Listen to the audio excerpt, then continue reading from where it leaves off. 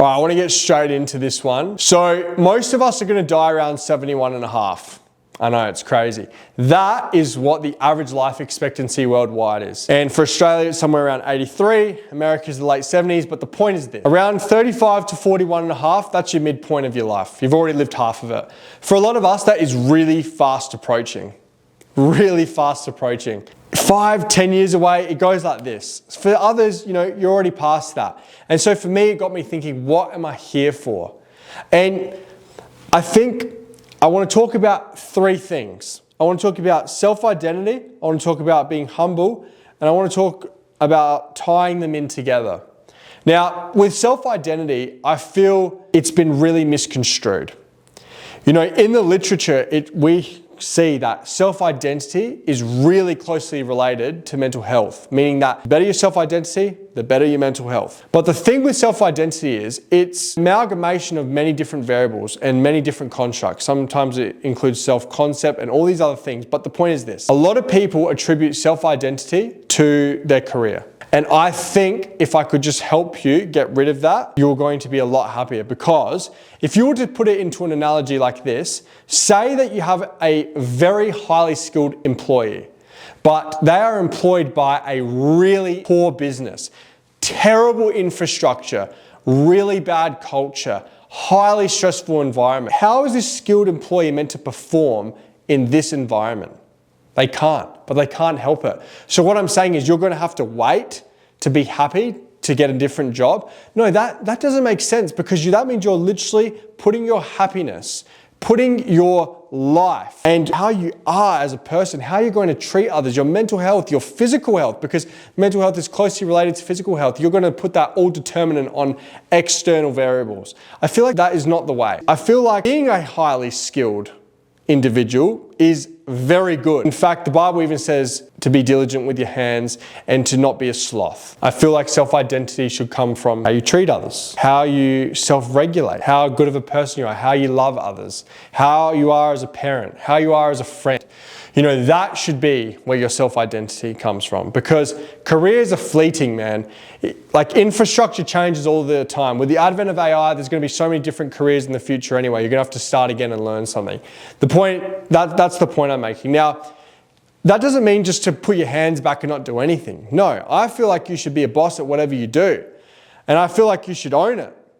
And that's what I want to talk about, humbleness. Now, for me, I've really misunderstood what it means to be humble. See, for me, just being vulnerable here, whenever I'm around someone, I'm always the guy that puts myself down and lower and elevates the others around me.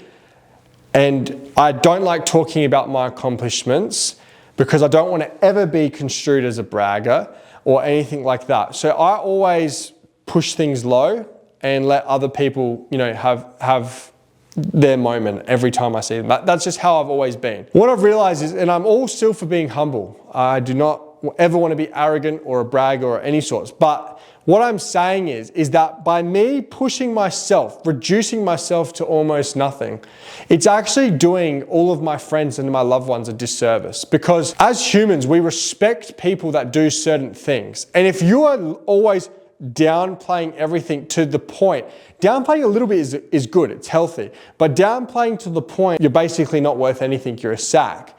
I feel like that is where you get into trouble. So what I'm saying is, my life lesson has been, be humble, but when you've achieved something or you're doing something that you believe can be helpful to others, own it and be confident about it and speak about it with confidence. And so that's what I'm doing right now, because I've studied psychology, I've done my honors, and I want to do masters, and I want to help as many people as I can. So that's what I'm doing right now. I'm not being arrogant. I'm not pretending like I know everything in the world. I definitely don't. My life is very different to many others, but I'm still on here trying to show that, hey, you can experience really bad things in your life like I have, and you can still come out and make a really good life out of it. So I'm just trying to be here for hope for others. Now, the last part is this. And when you combine being humble with what I was saying with your self-identity and being and loving and doing everything for everyone, there's also an extreme to that, the selflessness. And the selflessness is where a lot of people go wrong. For my dad, right? He was so selfless. So selfless. And I've talked about this before, but because I know a lot of people haven't seen it, I'm going to continue to, reintroduce these ideas. But he was so selfless to the point that he put himself to the side.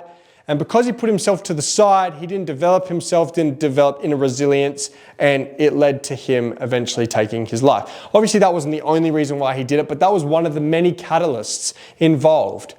And when you look at the literature, the same thing is true.